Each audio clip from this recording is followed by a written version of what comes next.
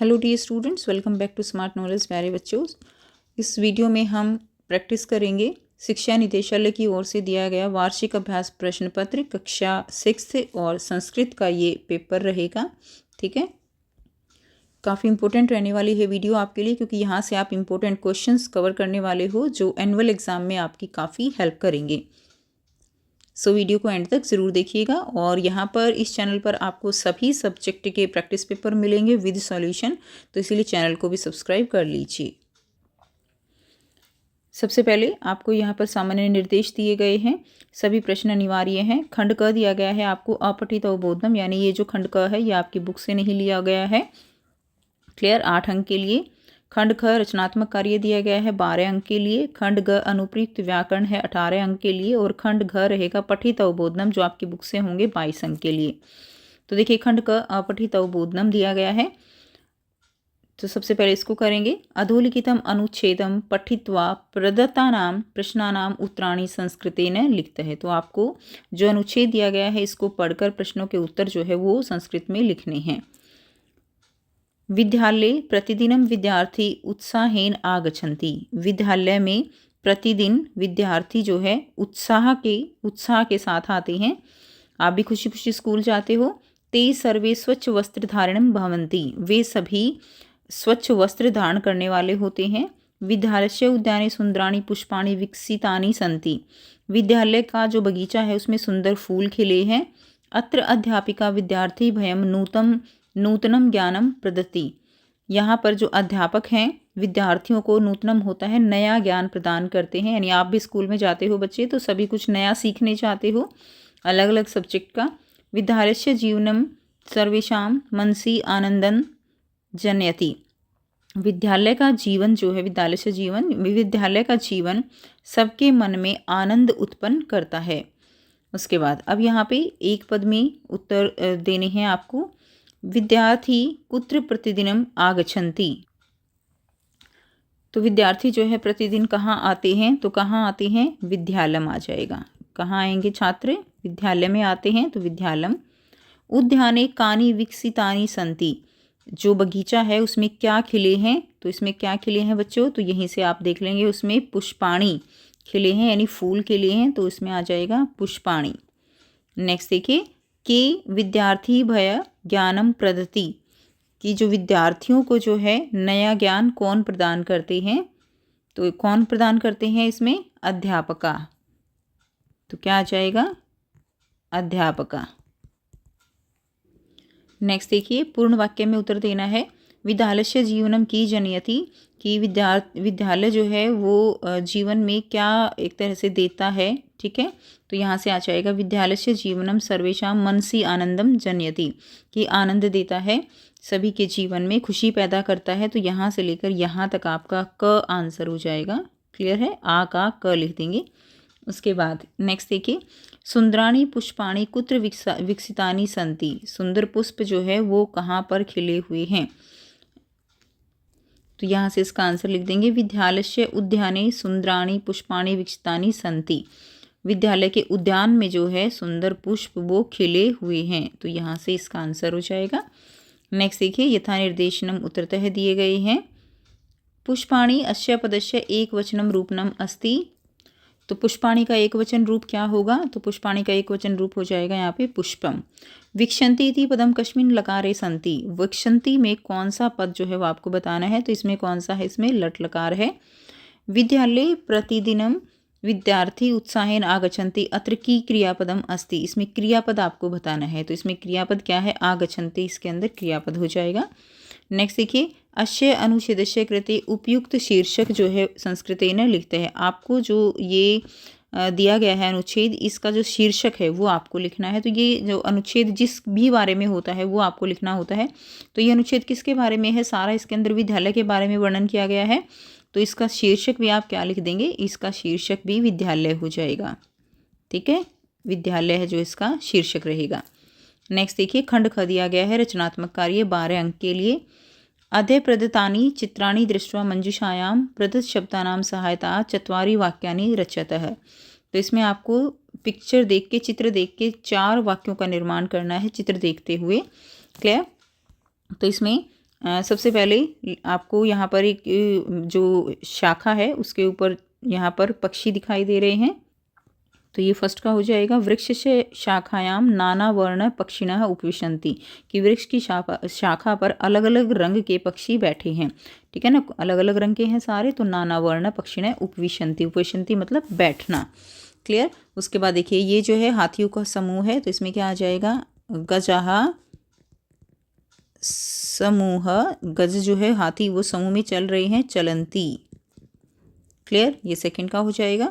Next देखिए, next में क्या दिखाई दे रहा है आपको, जो बालिका है वो क्या है, यहाँ पे पानी पिया जा रहा है, तो हम क्या लिख देंगे, यहाँ से मंजुषा भी दी गई है, इसकी हेल्प से बच्चों आप यहाँ पर वाक्य निर्माण करेंगे। तो इसमें आ जाएगा बालिका जलम पिबती। ठीक है। उसके बाद नेक्स्ट देखिए, इसमें बहुत सारे बच्चे जो है वो खेल रहे हैं, तो इसमें आ जाएगा बालकाः क्रीडन्ति, बालकाः क्रीडन्ति। ठीक है। नेक्स्ट देखिए, अथवा में दिया गया है मंजुषात् पदं चित्वा वाक्यानि पूर्यतः, मंजुषा की हेल्प से आपको वाक्यों की पूर्ति यहाँ पर करनी है। क्लियर। तो इसमें आ जाएगा देखिए गजहु, क्या आ जाएगा, भ्रमतः। नेक्स्ट देखिए डैश संति, तो क्या होगा, वृक्षः संति, मयूरः नृत्यन्ति। नेक्स्ट देखिए डैश कूजती, कोकिल कूजती, कोकिलः कूजती। नेक्स्ट देखिए उचित सर्वनाम पदेन संयोज्य वाक्यानि रचत है, उचित सर्वनाम पद जो है उनसे वाक्यों की रचना, यहाँ पर वाक्य निर्माण करना है। तो इसमें क्या रहेगा, इसमें आपका आ जाएगा स चलती, इसमें आ जाएगा आपको वाक्य निर्माण करने हैं, तो स आप इसी तरह से लिख देंगे स, और इसके सामने लिख देंगे चलती। क्लियर। नेक्स्ट देखिए ते, यहाँ पे आ जाएगा ते गच्छन्ति, ते गच्छन्ति। उसके बाद त्वम,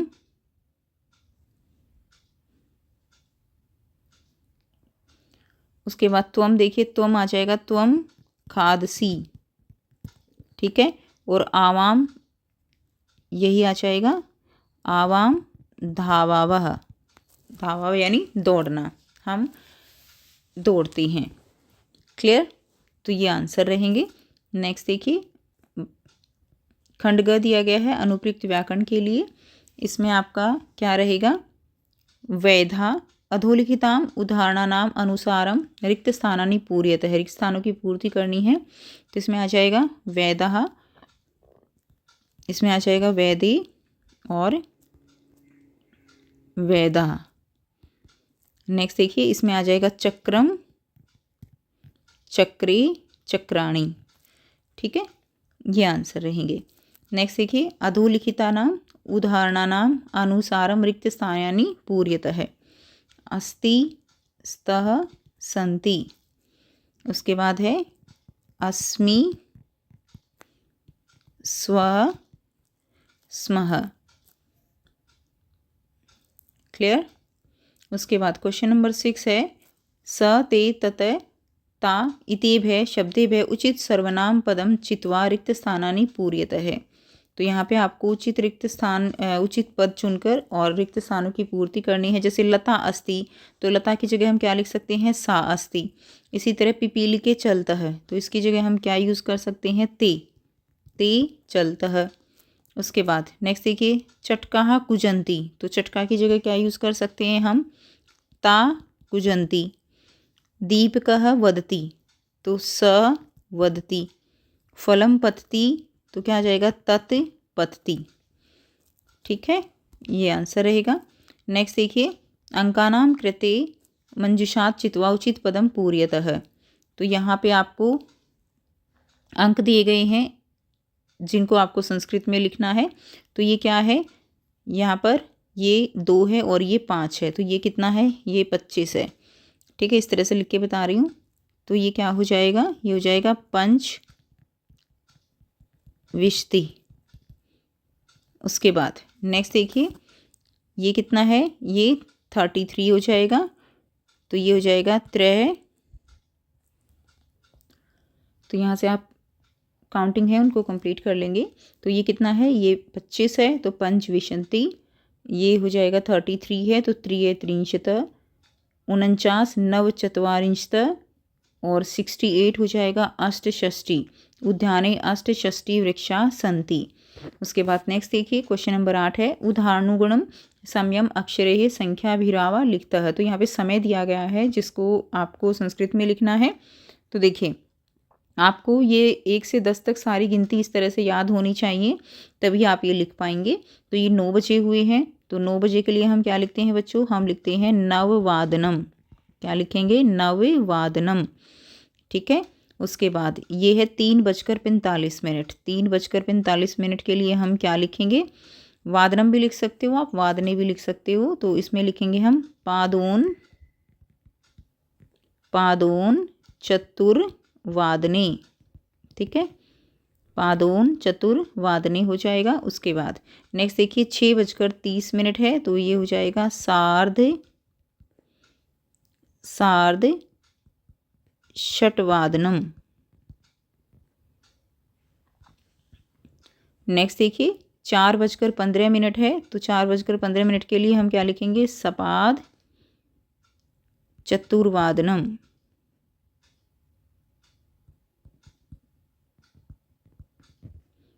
ठीक है। नेक्स्ट देखिए अब इसमें आपको लिखना है कि ये कितने बजे हुए हैं, वो आपको बताना है। तो सप्तवादनम यानी कितने बजे हुए हैं, 7 बजे हुए हैं। सार्ध पंचवादनम, सार्ध कब लगाते हैं, जब हाफ टाइम हो चुका होता है। तो सार्ध पंचवादनम यानी 5 कितना टाइम हो गया, सार्ध है तो 30, क्लियर, 5:30 हो गए। पादोन द्वादशवादनम, तो जो पादोन है वो हम नेक्स्ट के लिए लगाते हैं, यानी पौने के लिए लगाते हैं। अब 11:45 हुए हैं, द्वादश यानी 11:15, यानी इसका मतलब लिखेंगे कैसे हम, 11:45। सपाद 1 वादनम, सपाद हम सवा के लिए लगाते हैं, तो 1 वादनम यानी 1 कितना टाइम हुआ है, 15 मिनट हुए हैं। तो ये आंसर हो जाएगा। नेक्स्ट देखिए अगला दिया गया है पठित अवबोधनम दिया गया है खंड घ के लिए। इसमें आपको करना है, इसको पहले पढ़ना है, 22 अंक के लिए है ये, इसको पहले अच्छे से रीड करना है और फिर प्रश्नों के उत्तर आपको देने हैं। ये आपकी बुक से लिया गया है, तो आप इजीली इसको सॉल्व कर सकते हो। एकदा तेन मार्गेण कश्चित् धनिकः आगच्छन्ति, एक बार उसके मार्ग में जो है कोई कौन आता है, धनी आता है। धनिकम यानी धनिकः यानी धनी आता है। स भिक्षुक मनसि एवं चिंत्यति, उसने भिखारी के जो है उसने भिखारी के मन में ही, स भिक्षुक मनसि एवं चिंत्यति, भिखारी के मन में सोचा ही था। अहो मम भाग्यम, ओह मेरा भाग्य। अद्य अहम प्रभुतम धनम प्राप्नोमि इति ही, कि आज मुझे बहुत धन प्राप्त होगा। भिक्षुकम धनिकम वदति, धनी ने उससे पूछा। तो भिक्षुक ने मन ही मन में क्या सोचा, उसने सोचा कि अहो मम भाग्यम, मेरा भाग्य है। अद्य अहम प्रभुतम धनम प्राप्नोमि इति, आज मैं बहुत सारा धन जो है वो प्राप्त करूँगा। उस धनी आदमी को देख के, जो भिक्षुक था।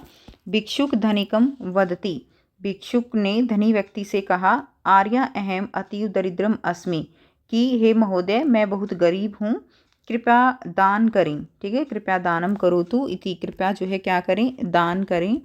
उसके बाद देखिए क्या हुआ, धनिकम तय पृष्ठवान त्वम किम इच्छसि, तो धनी व्यक्ति ने उससे पूछा कि तुम जो है क्या चाहते हो।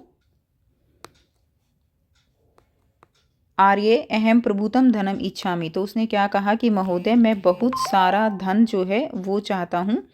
इति से सविनयम उक्तवान, उसने बहुत ही विनम्रतापूर्वक, सविनयम उक्तवान मतलब विनम्रतापूर्वक उसने बोला। तदा धनिकम वदति, तब जो धनी व्यक्ति था उसने कहा, अहम तुभ्यम सहस्त्रम रूप्यकाणि यच्छामि, कि मैं जो है तुम्हें 1000, सहस्त्रम यानी 1000 चांदी के सिक्के जो है दूंगा। और उसके बदले उसने उससे क्या मांगा था कि तुम मुझे अपने दोनों पैर दे दो। ये आपने स्टोरी पढ़ी हुई है ना, उसने उससे कहा था कि तुम मुझे अपने पैर दे दो। तो उसने फिर ये कहा था कि मैं तुम्हें अपने पैर कैसे दे सकता हूँ, पैरों के बिना कैसे चलूँगा। तो वो सारी स्टोरी आपको यहाँ पर रिकॉल करनी है। उसके बाद एक पद में उत्तर दिया गया है। देखिए अब यहाँ पे प्रश्न करेंगे एक पद में उत्तर देने हैं। एकदा मार्गेण कह आगच्छन्ति कह आगच्छति समः, तो उसके मार्ग में कौन आया था? तो उसके मार्ग में जो धनी व्यक्ति है वो आया था, तो इसमें आंसर हो जाएगा धनिकः। भिक्षुक कम वदति, भिक्षुक ने क्या बोला, किसको बोला? तो भिक्षुक ने किसको बोला? उसने धनी जो व्यक्ति था उसको बोला, तो इसमें हो जाएगा धनिकम। ठीक है, धनिकम हो जाएगा। उसके बाद नेक्स्ट देखिए, पूर्ण वाक्य में उत्तर देना है। भिक्षुक मनसिहि की चिंत्यति, भिक्षुक ने मन में जो है क्या सोचा? उसने क्या सोचा था कि आज तो मुझे बहुत सारा धन मिलेगा। क्लियर? तो भिक्षुक मनसी एव चिंतति, यहाँ से आप लिखेंगे यहाँ से लेकर यहाँ तक कि मुझे आज तो बहुत सारा धन मिलेगा। ये आपका प्रश्न हो जाएगा। आ का जो है क है, इसमें फर्स्ट है। आ का फर्स्ट जो क्वेश्चन है वो हो जाएगा ये वाला। आ का लिख दीजिए या ब का लिख दीजिए। ठीक है, आपके उसमें ब दिया गया है तो आप ब का लिख सकते हो। क्लियर? नेक्स्ट देखिए, धनिकम भिक्षुम की किम वदति, जो धनी व्यक्ति था उसने भिक्षुक को क्या कहा? भिक्षुकम, तो उसने उसको क्या बोला था? धनिकम वदति अहम तुभ्यं सहस्त्रम रूप्यकाणि इच्छामि, कि मैं तुम्हें जो है चांदी की मोहरे दूंगा। तो ये जो है यहाँ से आ जाएगा। क्लियर? ब का सेकंड। उसके बाद यथा निर्देशम उत्तरतः है, केवल प्रश्न दिए गए हैं। प्रभुतम धनम अन्यो पदों की विशेषण पदम अस्ति, तो इसमें जो है प्रभुतम धनम में इसमें विशेष्य पद आपको बताना है। विशेष्य पद कौन सा होता है? जिसके बारे में विशेषता, जिसके बारे में कुछ बताया जाए वो विशेष्य होता है। जैसे अगर हम बात करें तो यहाँ पे अधिक धन, देखिए प्रभुतम मतलब अधिक और धनम। अब धनन जो है इसकी विशेषता है कि वो अधिक है, तो यहाँ पे धन तो विशेष्य हो गया, और विशेष्य के बारे में जो भी बढ़ा चढ़ाकर बोला जाए वो विशेषण होता है। तो इसमें विशेष्य पद पूछा है तो धनम आ जाएगा, अगर विशेषण पूछा जाता तो प्रभुतम आ जाता। नेक्स्ट देखिए, सेकंड दिया गया है, निर्धन पदस्य कृते की पर्याय पदम गद्यांश प्रयुक्तम। निर्धन के लिए पद में जो है कौन सा गद्यांश में क्या पद प्रयुक्त हुआ है? तो निर्धन के लिए यहाँ पर निर्धन किसको दिखाया गया है? भिखारी जो है उसको निर्धन दिखाया गया है, तो भिक्षुकः ये हम जो है यहाँ पर कर देंगे। नेक्स्ट देखिए, अहम अतीव दरिद्र अस्मि अत्र अहम इति सर्वनाम पदम कस्मै प्रयुक्तम। तो इसमें अहम जो है वो किसके लिए प्रयुक्त हुआ है? ये भिक्षुकाय के लिए। भिक्षु की तो बोल रहा है कि मैं बहुत गरीब हूँ। ठीक है, तो ये आंसर रहेगा। नेक्स्ट देखिए, अधोलिखितम पद्यांश पठित्वा प्रश्नानाम उत्तरतः है। तो यहाँ पे आपको श्लोक दिया गया है, इसी से आपको प्रश्न करने हैं। ये जो श्लोक है आपका, ये वृक्षा सत्पुरुषा से लिया गया है। तो इसमें देखिए, छाया मनुष्य कुर्वन्ति तिष्ठन्ति स्वयं मातपे, कि जो वृक्ष हैं वो छाया किसके लिए करते हैं? दूसरों के लिए करते हैं। और जो स्वयं है वो किस में रहते हैं? ताप यानी धूप में रहते हैं। फल भी जो है वो क्या करते हैं? फल भी दूसरों के लिए हैं। वृक्ष सत्पुरुषायु, वृक्ष सज्जनों की तरह होते हैं। जो जैसे सज्जन लोग होते हैं, दूसरों की हित के बारे में सोचते हैं, दूसरों की खुशी के बारे में सोचते हैं, इसीलिए वृक्ष भी वो कैसे हैं? वो सज्जन पुरुषों की तरह हैं, सज्जनों की तरह हैं। अब एक पद में उत्तर देने हैं। वृक्षा अनश्य है की कुर्वन्ति, वृक्ष दूसरों को क्या देते हैं? तो वृक्ष दूसरों को क्या देते हैं? छाया देते हैं, तो क्या आ जाएगा? छायाम। उसके बाद नेक्स्ट देखिए, वृक्ष स्वयं कुत्र तिष्ठन्ति, वृक्ष स्वयं जो है वो कहाँ खड़े रहते हैं? तो धूप में खड़े रहते हैं, तो क्या आ जाएगा? आतपे। आतपे क्या होता है? धूप। नेक्स्ट देखिए, वृक्षाणाम प्रार्थाय किम संति, तो वृक्ष जो है दूसरों के भले के लिए क्या देते हैं? तो वृक्ष दूसरों के भले के लिए क्या देते हैं? फल देते हैं। यहाँ से पूर्ण वाक्य में उत्तर करेंगे। वृक्षाणाम परार्थाय किम संति, तो वृक्षाणाम फलानि प्रार्थाय संति, वृक्ष जो है वो फल देते हैं दूसरों के भले के लिए। वृक्ष सदृश्य के संति, वृक्ष जो है वो किसके समान है? तो सत्पुरुषा एवं वृक्ष सदृश संति, जो वृक्ष हैं वो सत्पुरुषों के समान हैं। यथा निर्देशनम उत्तरतः है, तो वृक्षा अत्र का विभक्ति अस्ति, वृक्षा में जो है कौन सी विभक्ति है? तो इसमें प्रथमा विभक्ति है। सज्जना अश्य की पर्याय पदम पदे प्रयुक्तम, सज्जना जो है जो आपका पद है उसमें सज्जना के लिए कौन सा पद प्रयुक्त हुआ है? तो सत्पुरुषा जो है प्रयुक्त हुआ है। नेक्स्ट देखिए, स्वार्थाय पदस्य की विलोम पद पदांशे प्रयुक्तम, स्वार्थ का विलोम पद क्या प्रयुक्त किया गया है? तो प्रार्थाय, दूसरों का भला करना। प्रश्न 11 है, अधोलिखितम संवादः पठित्वा प्रदत्त प्रश्नानाम उत्तराणि लिखतः, तो आपको इसको पढ़ना है और प्रश्नों के उत्तर करने हैं। तो ये भी आपकी बुक से ही लिया गया है।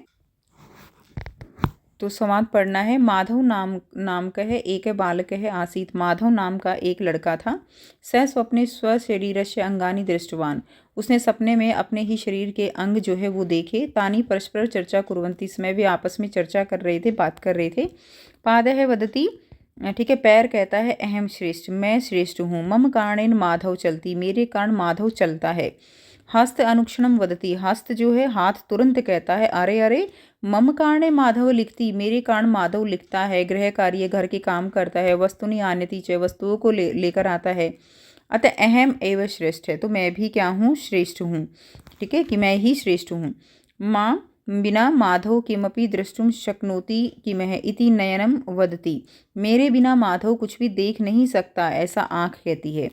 कर्ण स्मितम कृत्वा कथति, कर्ण जो कान है मुस्कुराकर कहता है। माधव यदा मार्गे गच्छति तथा पृष्ठते यानानाम ध्वनि यदि न शृणोति सावधान च न भवति तरी दुर्घटना भवित है, कि माधव जब जो है रास्ते में जाता है तो पीछे से गाड़ियों की आवाज़ यदि नहीं सुनता है तो सावधान नहीं होता तो दुर्घटना हो सकती है।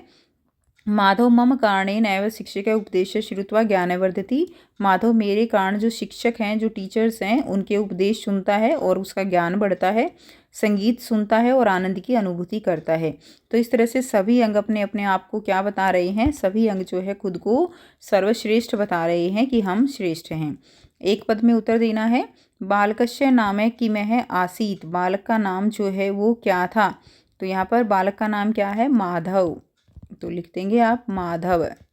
ठीक है, नेक्स्ट देखिए। की श्रुत्वा आनंद च अनुभवती, क्या सुनकर आनंद की अनुभूति होती है, तो संगीतम, तो संगीत सुनकर जो है अनुभूति होती है। उसके बाद देखिए पूर्ण वाक्य में उत्तर करने हैं। पादह की वदती, पैर जो है वो क्या कहता है कि यहाँ से लेकर यहाँ तक कि मेरे कारण ही माधव क्या है, वो चलता है, तो ब का फर्स्ट हो जाएगा। नेक्स्ट देखिए। हस्त अनुक्षणम की वदती, हस्त जो हाथ है वो क्या कहता है, तो हाथ कहता है कि मेरे ही कारण क्या होता है, हस्त अनुक्षणम वदती, मेरे ही कारण वो वस्तुओं को लेकर आ पाता है, गृह कार्य करता है, सारे काम करता है, तो ब का सेकंड हो जाएगा। नेक्स्ट देखिए। यथा निर्देशनम उत्तरतः है। उसके बाद दिया गया है पादे वदती, अत्र पादे इत्यत्र का विभक्ति, तो इसमें जो है कौन सी विभक्ति है, पादे में कौन सी विभक्ति है, तो इसमें प्रथमा विभक्ति रहेगी। अहम श्रेष्ठ है, अत्र अहम इति सर्वनाम पदेन कस्य निर्देश है, तो यहाँ पर अहम जो है यहाँ पर कौन है, तो यहाँ पर पादस्य जो है वो अहम अपने आप को श्रेष्ठ बता रहा है। गच्छति पदस्य की पर्यायपद गद्यांश प्रयुक्तम अस्ति, गच्छति पद के लिए जो है क्या प्रयुक्त हुआ है, तो चलती। क्लियर, गच्छ यानी जाना, चलना। मंजुषात समुच्चय तानी पदानी चित्वा दो लिखित श्लोकस्य अन्वय पूर्तः है। ठीक है, तो वर्ण संयोजन रिक्त स्थानानि पूर्यतः है, तो यहाँ पर क्या करना है, जो वर्ण है उनको इकट्ठा करके लिखना है। तो देखिए यहाँ पे क्या दिया गया है, यहाँ पे जो आपको दिया गया है ये क्या बन जाएगा, गणेश। तो आप देखिए ग, ये जब ये हलंत है तो ये आधा ग है, इसके साथ अ की मात्रा लग के ये पूरा हो जाएगा। उसके बाद अणय और उसके साथ एक ही मात्रा तो अणि हो जाएगा, और श, और इसके साथ क्या है, श के साथ यहाँ पे विसर्ग है तो विसर्ग आ जाएंगे, तो ये हो जाएगा गणेश है। उसके बाद देखिए विष्णु दिया गया है, तो व और छोटी की मात्रा वी बन गया इससे, और इससे क्या बन गया, इससे आधा श बन गया, और ठीक है, और अणय बन गया, और ऊ की मात्रा बन गई विष्णु हूँ, और विसर्ग आ जाएगा। उसके बाद इसमें देखेंगे, देखिए च और ई क्या बन गया, ची। ठीक है, छोटी की मात्रा आ जाएगी, च और ई बन गया। उसके बाद आधा न है, ठीक है, आधा न। उसके बाद त है, क्लियर, लेकिन त के साथ अ की मात्रा तो पूरा त आ जाएगा। फिर क दिया गया है और आ दिया गया है, तो और विसर्ग दिया गया है, तो क्या बन गया, चिंतकहा। उसके बाद अथवा में अब इसी तरह से आपको वर्ण विच्छेद भी करना है। अब वर्ण विच्छेद यहाँ से कैसे करेंगे, सबसे पहले क्या दिया गया है, शिक्षक दिया गया है, तो इसमें श आ जाएगा, श के साथ इस तरह से, और फिर छोटी की मात्रा है तो ई आ जाएगा प्लस। अब जो ये अक्षय है ये संयुक्त वर्ण है, जो कि किससे मिलके बनता है, क और श से मिलके बनता है। ठीक है, अक्षय, तो ये बन गया। उसके बाद फिर से हमें क दिया गया है, क के नीचे हलंत आएगा, फिर इसके साथ आ आएगा और विसर्ग आ जाएगा, ये बन गया शिक्षकः। उसके बाद देखिए वंदनम, तो वंदनम में व जमा अ, जमा आधा न है तो न के नीचे हलंत आएगा, जमा द हलंत जमा अ, जमा न हलंत जमा अ, जमा म हलंत, इस तरह से। ठीक है। उसके बाद कवोशनम, तो देखिए इसमें क हलंत जमा अ जमा व हलंत जमा ओ जमा आधा श, ठीक है, जमा अण जमा अ जमा म आधा हलंत के साथ म। क्लियर है। तो ये वर्ण विच्छेद हो जाएंगे। उसके बाद है द्वितीय विभक्ति वाक्यनु रच्यन्तु। द्वितीय विभक्ति के साथ वाक्यों की रचना करनी है। तो इसमें आ जाएगा जैसे बालकः है देवः नमति, तो इसमें क्या आ जाएगा, बालिकाः विद्यालयम आ जाएगा, इसमें आ जाएगा विद्यालयम। ठीक है। उसके बाद आ जाएगा पक्षिणः फलं खादन्ति, शिक्षकः पाठं पठयति, नर्तकी मुद्रां मुद्रां धरती। क्लियर। उसके बाद नेक्स्ट देखिए, तो ये हो गया कंप्लीट आपका प्रैक्टिस पेपर। आई होप आपको सारे क्वेश्चंस जो हैं वो आप अच्छे से कर सकते हो। कोई भी डाउट हो बेटा तो आप अपनी टीचर के साथ ज़रूर कंसल्ट कीजिएगा। कोई क्वेश्चन नहीं समझ आया हो या हो सकता है कि आपको किसी में कोई डाउट लगे तो एक बार अपनी टीचर से ज़रूर कंसल्ट कीजिएगा। ठीक है। तो मिलते हैं आपसे नेक्स्ट वीडियो में एक नए प्रैक्टिस पेपर के साथ। Take care, bye bye and best of luck for your exam.